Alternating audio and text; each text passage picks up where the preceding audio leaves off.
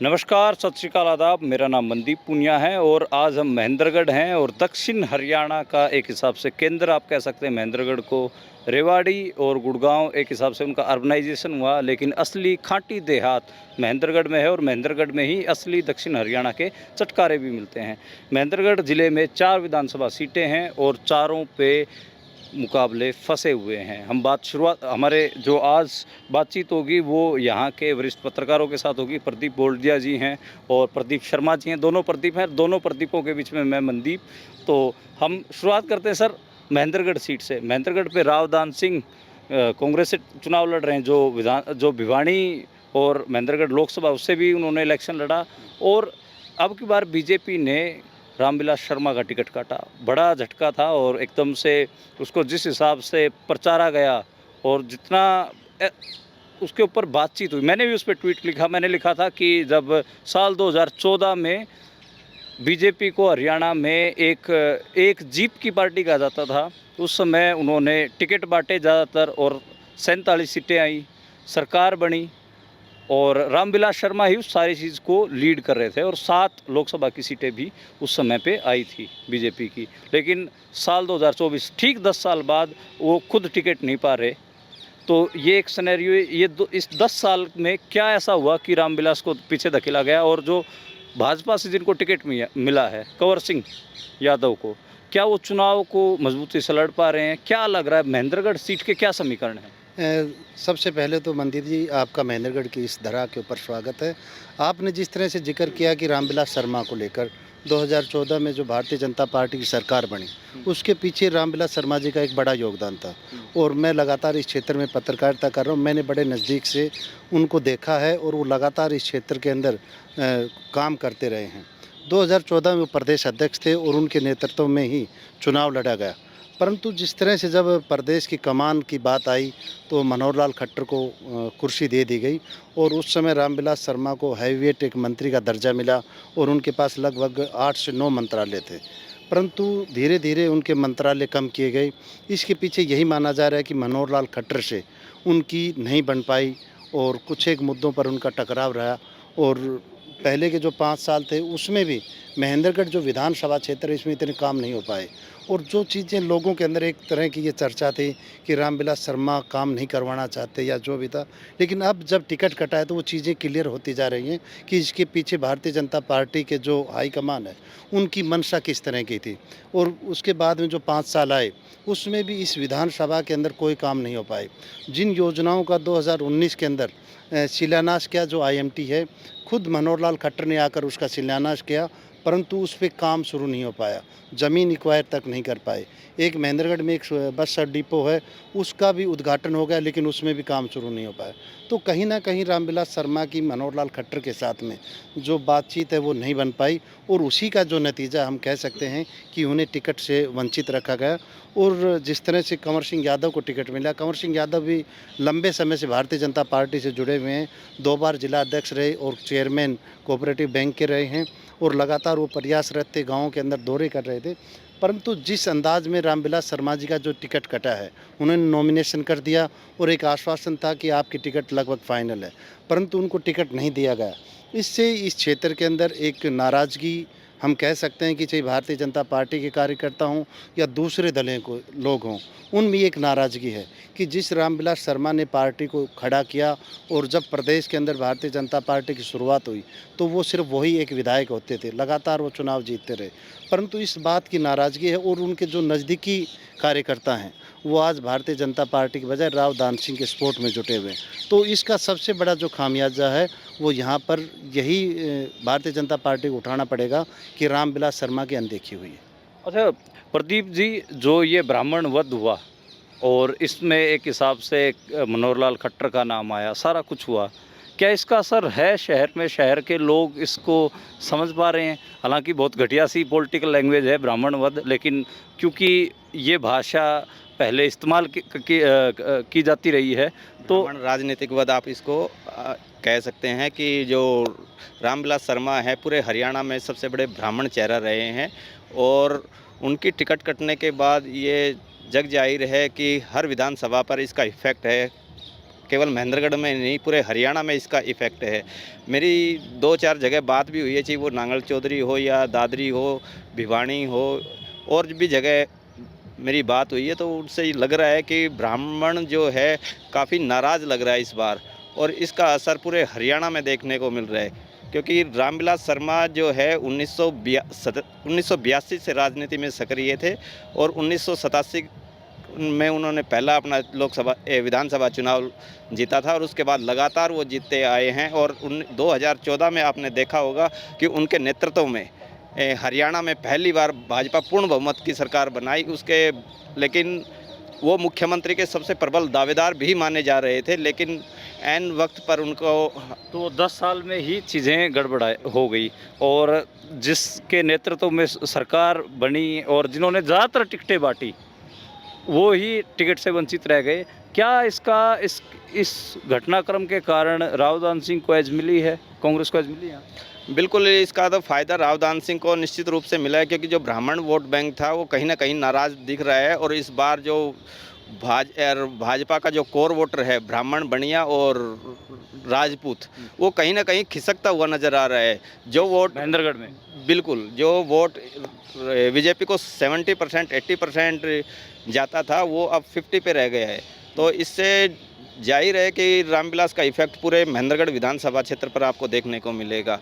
हालांकि कंवर सिंह जो है बहुत ही साधारण और सरल स्वभाव के आदमी हैं, और पहली बार टिकट लेकर आए हैं, तो उनकी सादगी की वजह से, और अहीर नेता हैं, तो जो अहीर बाहुल्य गांव हैं वहाँ पर उनका काफ़ी अच्छा प्रभाव देखने को मिल रहा है। तो ये है कि इस बार जो विधानसभा चुनाव महेंद्रगढ़ में जो रहेगा, वो रामविलास शर्मा का जो वोट बैंक है वो विजय निर्धारित करेगा कि किधर जाएगा। जी, तो रामविलास शर्मा बेशक से उनको टिकट ना मिला हो, लेकिन एक इम्पोर्टेंट फिगर अभी भी महेंद्रगढ़ की पॉलिटिक्स में है। दूसरी सीट थोड़ी हॉट सीट है, अटेली। अटेली के बारे में बहुत सारी बात लगातार हरियाणा और नेशनल मीडिया भी कर रहा है कि उसमें, क्योंकि वहाँ पर राव इंद्रजीत सिंह की अगली पीढ़ी आरती राव चुनाव लड़ रही हैं। और एक अलग फिनोमेना एक और दिखा दक्षिण हरियाणा में, जो इनेलो का जो चश्मे का निशान है और जो इनेलो बसपा अलायंस है वो बढ़ता हुआ दिख रहा है, और उसमें ठाकुर अतर सिंह का नाम आ रहा है। अनीता यादव को कांग्रेस से टिकट मिला है। शुरुआत में उनका इलेक्शन ठीक लग रहा था, लेकिन आज के टाइम पे तिकोनिया जो एक हिसाब से चुनाव हुआ है अटेली का, इसको आप कैसे देख रहे हो, और क्या आपके पास रिपोर्ट है अटेली से?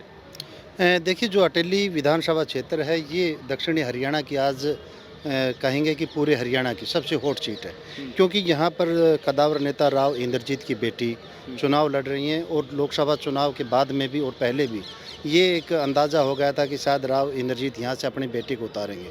जब चुनाव के लिए प्रचार में आए तो उन्होंने अटेली विधानसभा क्षेत्र के गाँव को चुना, और वहाँ पर लगातार उन्होंने काम किया। और इसके साथ उनकी बेटी ने विधानसभा चुनाव से पहले इशारा किया था कि अगर चुनाव लड़ेंगी तो अटेली उनकी प्राथमिकता रहेगी। अटेली विधानसभा ये रामपुरा हाउस, जिसे राव इंद्रजीत के परिवार का गढ़ रामपुरा हाउस के नाम से जानते हैं, इनका गढ़ रहा है। इनके पिता राव वीरेंद्र सिंह जो पूर्व में मंत्री रहे, यहाँ से चुनाव लड़ते रहे हैं और उन्होंने जीत भी हासिल की। परंतु उसके बाद में जिस तरह से इनके भाई और इनके भतीजे ने यहाँ से चुनाव लड़ा, परंतु वो यहाँ से जीत हासिल नहीं कर पाए। लेकिन अक्सर चुनाव के अंदर राव इंद्रजीत यहाँ पर सक्रिय रहे हैं, और उनके इशारे पर यहाँ पर बहुत से जो उम्मीदवार हैं उन जीत और हार मिलती रही है।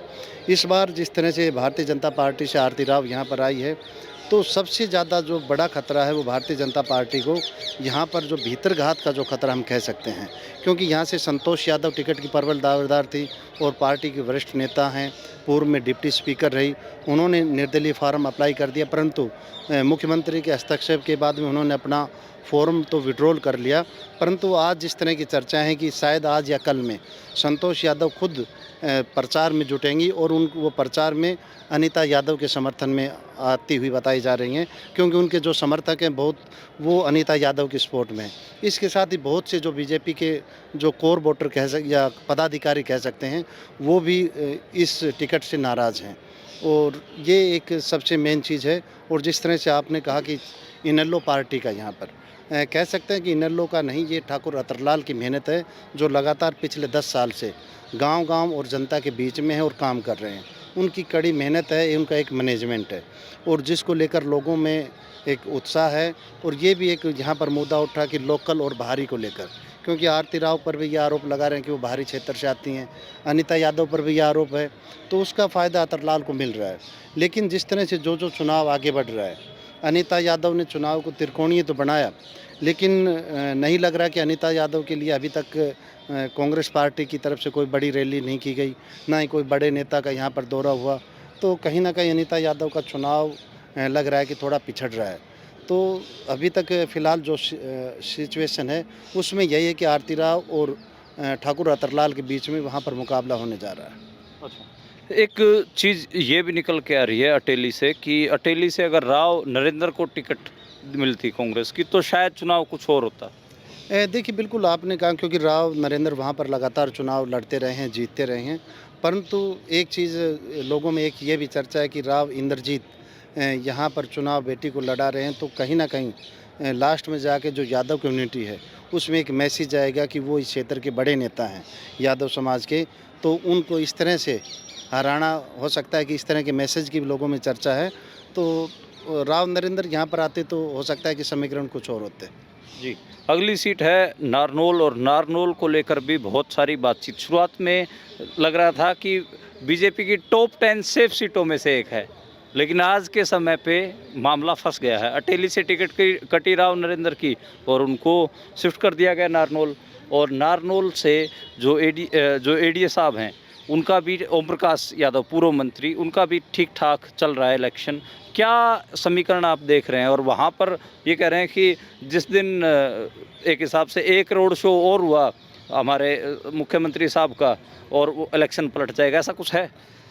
देखिए, नारनौल से इस बार 3 कैंडिडेट हैं मैदान में। एक तो भाजपा से ओम प्रकाश जी यादव हैं और कांग्रेस से पूर्व मंत्री राव नरेंद्र जी हैं और आम आदमी पार्टी रविंदर सिंह मटरू हैं।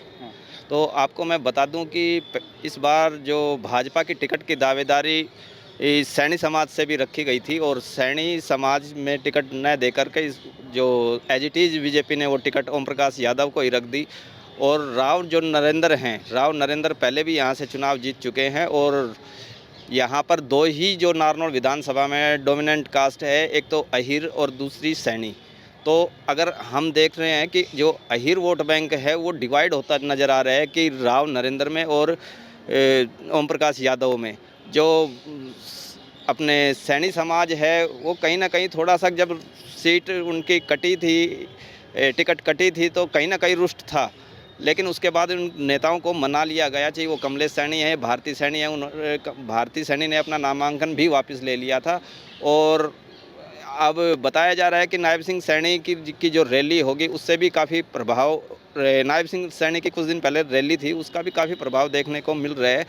तो कहीं ना कहीं ओम प्रकाश जी एडीओ अभी फाइट में है और आगे भी 2 दिन बाकी है, देखते हैं कि कौन बाजी मारता है। तो नारनौल की बात हो रही थी, नारनौल में आपका क्या एक आकलन है मोटा मोटा? देखिए, शुरुआत में जिस तरह से भारतीय जनता पार्टी ने ओम प्रकाश यादव को यहाँ पर तीसरी बार चुनाव मैदान में उतारा है और कांग्रेस पार्टी की तरफ से राव नरेंद्र जो पूर्व मंत्री रहे वो चुनाव मैदान में थे, लेकिन शुरुआत में ये लग रहा था कि राव नरेंद्र काफ़ी पिछड़ेंगे। परंतु जो चुनाव आगे बढ़ रहा है तो राव नरेंद्र की जो स्थिति है वो काफ़ी मजबूत होती जा रही है। इसके पीछे कारण ये है कि भारतीय जनता पार्टी में वही टिकट वितरण को लेकर नाराज़गी है। इनके पूर्व में जिला अध्यक्ष रहे शिव कुमार मेहता, एक बड़ा चेहरा है, बड़े नेता हैं, ब्राह्मण नेता हैं, वो नाराज़ हो गए और उन्होंने सीएम के कहने से अपना फॉर्म तो विड्रॉल कर लिया, परंतु एक कार्यकर्ताओं की मीटिंग करके राव नरेंद्र का समर्थन कर दिया। इसके साथ ही प्रदेश प्रवक्ता सत्यव्रत शास्त्री, उनका भी काफ़ी प्रभाव है, वो भी कांग्रेस की मदद कर रहे हैं। भारती सैनी का भी जिक्र हुआ, भारती सैनी ने अपना फॉर्म तो विड्रॉल कर लिया, परंतु वो ओम प्रकाश यादव के प्रचार में नहीं गई और यही बताया जा रहा है कि 1-2 दिन में वो भी राव नरेंद्र की सपोर्ट में आ रही हैं। तो कहीं ना कहीं जो भारतीय जनता पार्टी है, टिकट वितरण के बाद में यहाँ पर काफ़ी बगावत है वो देखने को मिल रही है। और जो वहाँ पर नारनौल सीट पर सैनी बिरादरी के जो वोट हैं, सबसे ज़्यादा यही माना जा रहा है कि वो निर्णायक भूमिका में रहेंगे और उन्हें भारतीय जनता पार्टी की वोट माना जाता रहा है। परंतु जिस तरह से कल अशोक गहलोत की 2 दिन पहले एक मीटिंग हुई, उसमें सैनी समुदाय द्वारा जिस तरह से से समर्थन दिया गया है और उसके साथ ही नगर परिषद के जो पार्षद हैं, वाइस चेयरमैन हैं, उन्होंने सभी ने कांग्रेस का समर्थन किया।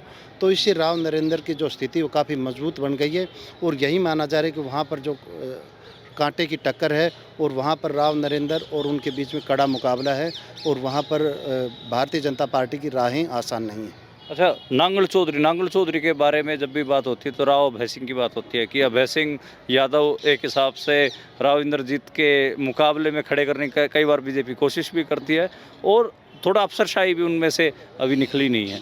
साथ अब कांग्रेस से शायद टिकट मिली है मंजू चौधरी को, तो क्या लग रहा है कोई और भी तीसरा या चौथा आदमी भी वहाँ पर सक्रिय दिख रहा है या फिर दोनों के बीच में फाइट है? देखिए, नांगल चौधरी सीट की अगर बात करें तो यहाँ पर जो मुकाबला काफ़ी रोचक है और इस सीट को लेकर भी दक्षिणी हरियाणा की राजनीति वो तय होने वाली है, क्योंकि अभय सिंह यादव को लगातार इस क्षेत्र में विकास पुरुष के नाम से उनके समर्थक पुकारते हैं। नहरी पानी लाने का मुद्दा हो या मेडिकल कॉलेज, ये उन्होंने काम करवाया, इसको लेकर उन्हें श्रेय देने की भी बात आती है और यही माना जा रहा था कि अभय सिंह यादव की सीट आसानी से निकल जाएगी। परंतु कांग्रेस पार्टी ने जो दाव खेला है उसके बाद में अभय सिंह यादव की जो मुसीबतें हैं वो बढ़ गई हैं और उनके रास्ते हैं वो आसान नहीं हैं, क्योंकि मंजू चौधरी के जो ससुर थे वो भी विधायक रहे, उनके पति भी विधायक रहे और वो गुज्जर समुदाय से आती हैं। गुज्जर समुदाय का वहाँ पर एक बड़ा वोट बैंक है और इसको लेकर वो सभी लामबंद हो गए। कांग्रेस पार्टी को जहाँ गुज्जर, जाट समुदाय और दलित, हम कह सकते हैं एससी, उनके वोट मिल रहे हैं। इसके साथ ही कुछ एक यादव नेता भी उनके साथ जुटे हुए हैं, जिस तरह से विनोद यादव, विनय यादव जो टिकट के दावेदार थे वो भी जुटे हुए हैं। तो अभय सिंह यादव वहाँ पर फंसते हुए नजर आ रहे हैं और इसके साथ ही जेजेपी की तरफ से ओम प्रकाश इंजीनियर जो एक यादव चेहरा है, उन्हें चुनाव मैदान में उतार दिया गया है। तो और इसके साथ ही राव इंद्रजीत के जो समर्थक हैं वो भी मंजू चौधरी के साथ में जुटे हुए बताए जा रहे हैं। तो कहीं ना कहीं कह सकते हैं कि अभय सिंह यादव की ये सीट है, ये कहीं ना कहीं फंसती हुई नज़र आ रही है। तो ये महेंद्रगढ़ ज़िले की चारों विधानसभा सीटों के बारे में चर्चा हुई, जिस हिसाब से लग रहा था कि दक्षिण हरियाणा की टांग के ऊपर बीजेपी खड़ी है, वैसा बिल्कुल नहीं है। जैसा दिखाया जा रहा है, बताया जा रहा है कि बीजेपी का एक तरफा है, नहीं है। इवन महेंद्रगढ़ खुद जो शहर की सीट फंसी हुई है और सीट फंसी हुई है हम कहें तो नारनौल की, जिसको टॉप 10 सेफेस्ट सीटों में से माना जाता था। अटेली की सीट के ऊपर भी अभी तक क्लैरिटी नहीं है, लेकिन बीजेपी को एज दिख रही है उस हिसाब से। और जो सीट है नांगल चौधरी की वो कहीं ना कहीं क्लियर कांग्रेस की दिख रही है, उसमें एज नांगल चौधरी में कांग्रेस की दिख रही है।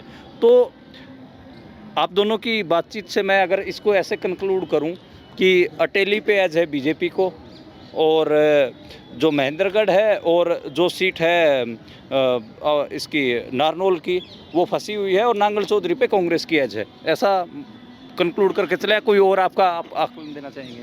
देखो, महेंद्रगढ़ की सीट पे आमने सामने की फाइट है अभी, वो तो रामविलास शर्मा को जो वोट बैंक है वो डिसाइड करेगा। लेकिन आपकी ये बात सही है कि नांगल चौधरी में कांग्रेस की एज है और अटेली में बीजेपी आरती राव की एज है। और मैं समझता हूं कि कहीं ना कहीं ओम प्रकाश एडीओ जो है वो एज में दिखाई दे रहे हैं। तो आप मतलब जो नारनौल की सीट है उसको फंसी होने की बजाय आप मान रहे हैं कि बीजेपी? आपका? बिल्कुल, जिस तरह से अभी प्रदीप जी ने जिस तरह से बताया कि इन सीटों को लेकर शुरुआत में कह सकते हैं कि जो 4 सीटें हैं इनमें 2 कांग्रेस और 2 बीजेपी की तरफ जाती हुई दिखाई दे रही है। अच्छा, आपको 2 कांग्रेस 2 बीजेपी जी। तो दक्षिण हरियाणा हाफ हो रहा है। जो बात थी कि जो कांग्रेस नारा भी दे रही है कि सेंट्रल हरियाणा साफ और दक्षिण हरियाणा हाफ, ऐसा कुछ होता दिख रहा है। और दक्षिण हरियाणा की टांग पे बीजेपी खड़ी थी, वो टांग भी अब डगमगा रही है।